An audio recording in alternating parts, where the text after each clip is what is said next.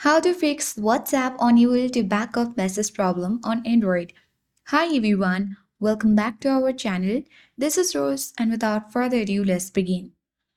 First of all, make sure your app is up to date. Open Play Store on your device. Now navigate to search icon at bottom right corner and tap on search bar. Type in WhatsApp. Tap to open it, and if you see any update button, select update and update it to the latest version. Updates often fix bugs including the backup issues. The next step to follow is simply you need to long press on WhatsApp and select the eye icon.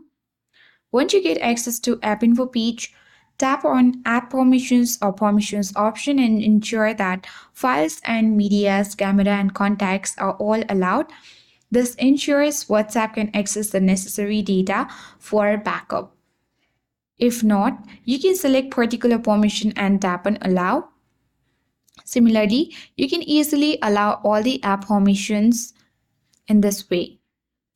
The next step that you need to follow is simply in the app info menu, you can simply go back and tap on battery uses and turn on the button for allow background activity to avoid interference during backup. And tap allow.